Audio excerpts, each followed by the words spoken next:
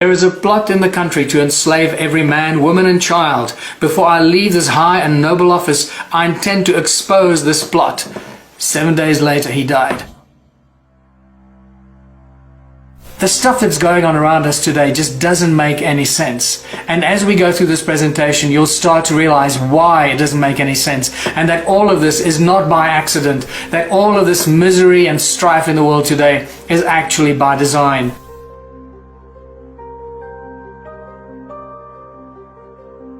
Why is the world divided like this? It is not by accident. All of this is by very meticulously planned action. It is all done by design through the control systems that run our world. All you got to do at all times is follow the money.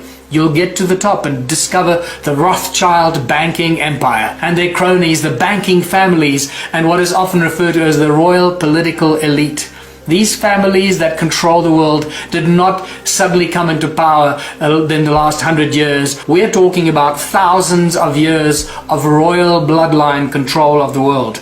The Rothschilds and the other banking families pretty much own all the central banks of the world. This is a shock to the system. The central banks of the world, like the Federal Bank of America, the Bank of England, the South African Reserve Bank, the Reserve Bank of Australia, India, Brazil, all the central banks of all the countries of the world do not belong to the people. They are owned private entities that are controlled and owned by the Rothschild banking empire. And they set the norms, the rules and the financial policies for the countries, and they lend money to the countries, the governments and the presidents and the prime ministers and the ruling parties of the different countries. And this is why we are constantly trapped in a cycle of debt, because the banks that print our money do not belong to its people. What is money really?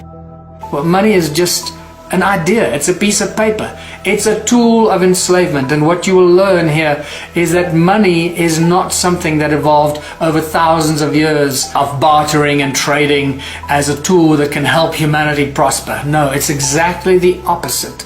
Money was a tool of enslavement that was conjured up a long time ago and introduced as a complete and whole philosophy and a tool of enslavement. It's just a piece of paper that controls our lives. It burns and disappears.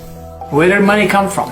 How did money originate? Very few people are actually aware of this. Well, about 6,000 years ago, the first money appeared in the form of clay tablets. This is during the Sumerian Empire. Well, the Sumerian texts tell us about when money first appeared, and also when the first royal bloodlines first appeared, and we find the emergence of the first kings, or the so-called first priest kings. And it just so happens that these first priest kings that appeared out of the blue on earth suddenly created all the banks, they created their temples, and in their temples they started to print these clay tablets, which became the first forms of money.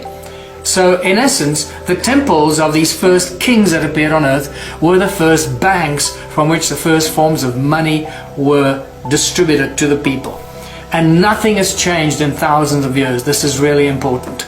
So what if I told you that banks create money out of thin air? Would you be surprised? Well, that's exactly what happens. They have nothing. Money is absolutely useless. It is a piece of paper. It has no backing, and this is why it's called fiat currency, fiat money. It means nothing. It is valueless. It has no value. The only reason it has value is because we, the people, think it has value, and it's given to us as a piece of paper that has some sort of value, and we trade it and use it and go around and kill each other for it and rob banks for it and go to jail for it and do... It controls our lives from the first moment we are born to the last moment as we die. Money controls our lives. Many famous people and smart people and businessmen of the past have been aware of this for a long time. Like this quote from Henry Ford, for example. He said, "It's well that the people of the nation do not understand our banking and monetary system, for if they did, I believe there would be a revolution before tomorrow morning." Henry Ford.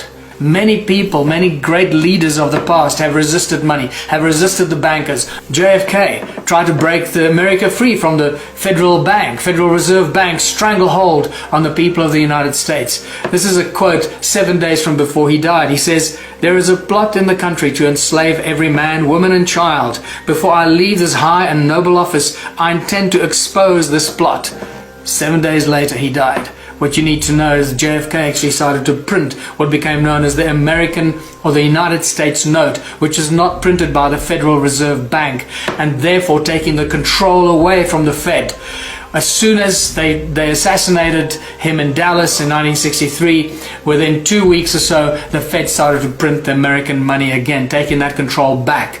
And this happened also with Abraham Lincoln, who 100 years before that started to print the greenback in the United States, making the American people free of all debt. And the greenback was printed by the government. It didn't belong to the Federal Bank or the Rothschild Empire. This was obviously not liked, and they lost control. This is why they shot him and got rid of him, because he didn't play their game. Who controls our governments? Who controls the bankers? Who controls what's going on here?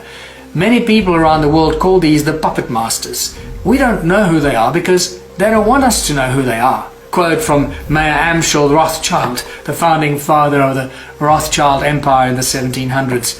He says, "Let me issue and control a nation's money, and I care not who writes the laws." And that's exactly what has become of the world and our countries. Because through the banking institutions, they control everything. Think about how money and the bankers control all the education systems, the research laboratories, how they control industry, the large corporations. Everything imaginable ultimately goes back to those who control the money. Follow the money and you'll see the root of evil and the root of control as it unfolds around us. Who controls the corporations? Once again, follow the money. Always leads back to the Rothschilds' banking empire. But unfortunately, in our legal systems, corporations have more rights than living, breathing human beings. Think about that. This is unimaginable that something like this could even happen. Many people are shocked when they find out that every country in the world is registered as a corporation. And it's not just countries.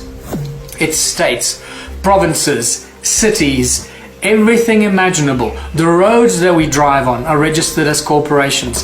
Everything in our lives has been incorporated around us while we carry on and distracted by computer games and the news and who's screwing who and who won what game and what final is being played. While we're being distracted by the entertainment and the programming on our televisions, our world around us has been stolen from us and incorporated. And this is how, through the legal system and the corporations that have more rights than living, breathing human beings, we the people have become slaves to the corporations every step of the way.